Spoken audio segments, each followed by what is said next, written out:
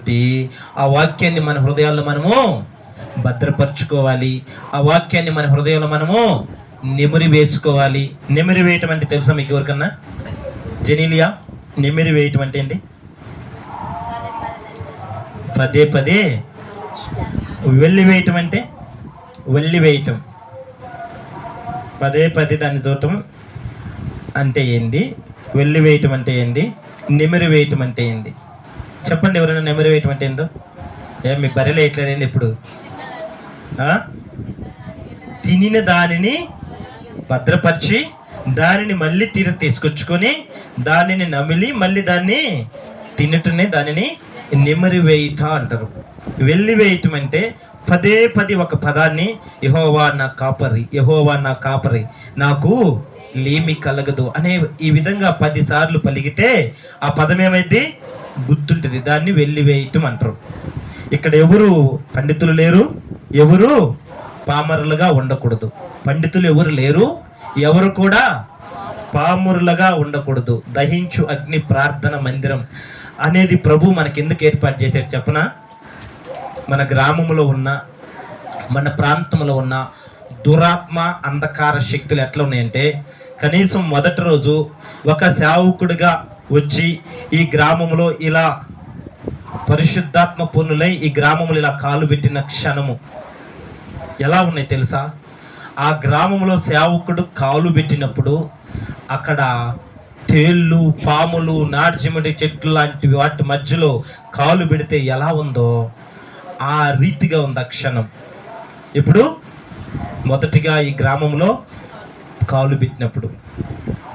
కానీ ప్రభు ఈరోజు దినదినము క్రమపరుచుకుంటూ ఆయన పరిశుద్ధాత్మ సన్నిధిని ఈ ప్రాంతంలో నుండి, ఈ ప్రాంతం నుంచి ఈ బజారు, ఈ యొక్క గ్రామం అంతట్లో కూడా దినదినము ఆయన శక్తి ప్రభావాలు దిగి వస్తూ ఉన్నాయి.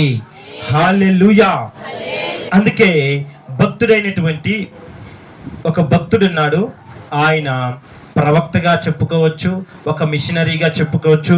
ఈరోజు ఒక చిన్న గ్రంథమే, కానీ ఆయన గురించి గొప్పగా మనము ప్రతి పిల్లవాడి నోటిలో మసులుతూ ఉంటాడు. పెద్దవారి నోట్లో ఉంటాడు లేదు తెలియదు, కానీ ప్రతి చిన్న బిడ్డ నోట్లో మసులుతూ ఉంటాడు. ఆ యొక్క ప్రవక్త ఎవరో, ఆ యొక్క అధ్యాయం ఏమిటో ఇప్పుడు మనము చూసుకుందాం. పరిశుద్ధ గ్రంథంలో నుంచి యోనా భక్తుడైనటువంటి యోనా గురించి ఈరోజు మనము చెప్పుకుందాం. ఎన్నో పేజీలు ఉంటాయి చెప్పండి ఒకసారి? 762వ పేజీ. పాత నిబంధనలో పక్కన ఆమోసు ప్రవక్త పక్కనే ఉంటాడు ఈయన కూడా. అయితే ఈయన చిన్న ప్రవక్తలలో, ఈయన వచ్చేసి చిన్న ప్రవక్తలలో 5వ వాడంట. అంటే ఈయనకంటే 4 ముందు ప్రవక్తలు ఉన్నారు, ఈయనెవరు? 5వ వాడై ఉన్నాడు. అయితే అసలు ఈ యోనా ఎవరు? ఈయన గురించి ఎందుకు బైబిల్లో రాయబడింది? ఈయన వల్ల మనమేమి గ్రహించుకోవాలి? బైబిల్లో ఇంత ఉంటే ఈరోజు మనం దీన్నే ఎందుకు చదవాలి, ఎందుకు ఉండాలనే దానికోసం మనం ఒక 2 నిమిషాలు పరిశుద్ధ గ్రంథంలో చదువుకొని వద్దాం. చూడండి ఒక్కసారి, యోనా గ్రంథము 3వ అధ్యాయము ఒక్కసారి మనము 5వ వచనం నుంచి మొదలు పెడదాం. చూడండి. నినెవే పట్టణపు వారు దేవుని యందు విశ్వాసముంచి ఉపవాస దినము చాటించి ఘనులేమి అల్పులేమి అందరూ గోనె పట్ట కట్టుకుండ్రి. ఎందుకు? ఏమైంది ఇక్కడ? ఆ నినివే పట్టణం వారు అందరూ ఏం చేశారంట? గోనె పట్ట కట్టుకున్నారంట. ఇంకా చదువు. నేను చదివింది చెప్పాలి. నినివే పట్టణం వారు దేవుని యందు విశ్వాసం ఉంచి ఉపవాస దినము చాటించి గనులేమి అల్పులేమి అందరూ గోనె పట్ట కట్టుకున్నారు. గోనె పట్ట ఎందుకు కట్టుకుంటాం? గోనె పట్ట ఎందుకు కట్టుకుంటాము చెప్పండి?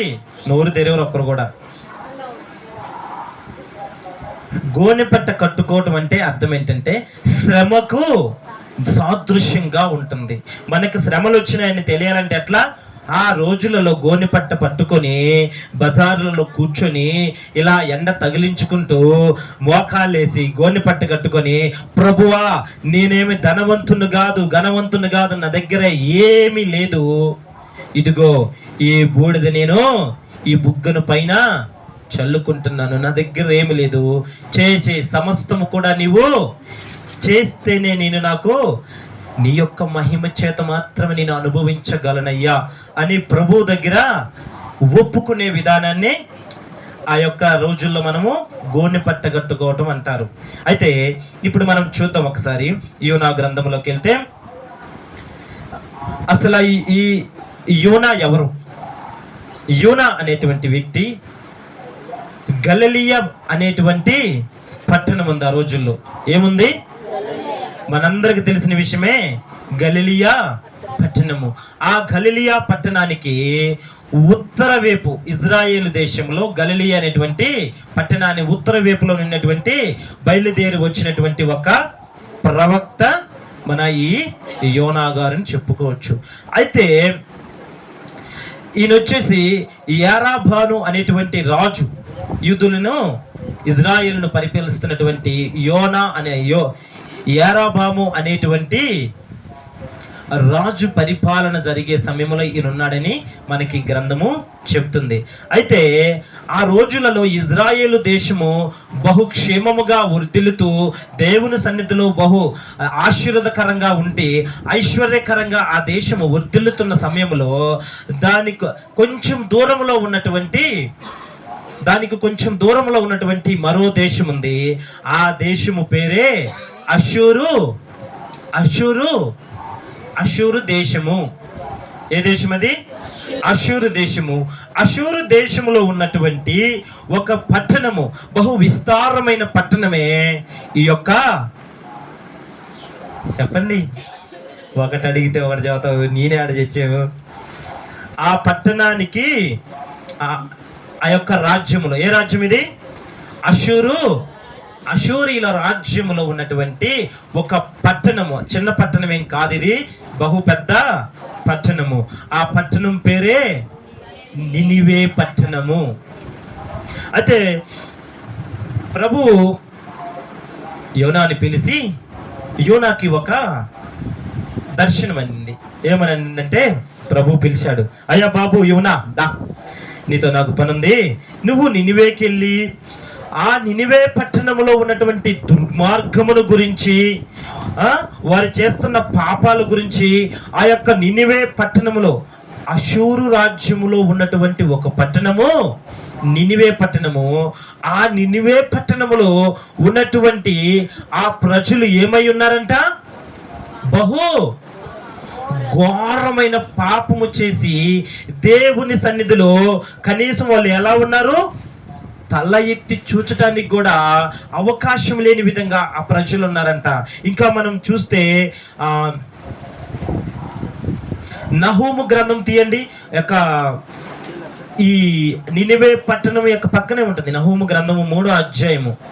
నహూము గ్రంథము 3వ అధ్యాయం మనం చూసినట్లయితే యోనా యొక్క ఆ నినివే పట్టణం పరిస్థితి ఏంటో అనేది నహూము ద్వారా మనకి దేవుడు రాయించి పెట్టున్నాడు. గమనించండి ప్రియ సహోదరులరా, 3వ అధ్యాయము 769వ పేజీ, 3వ అధ్యాయము 1వ వచనం చూడండి. వాళ్ళు ఎట్టున్నారు?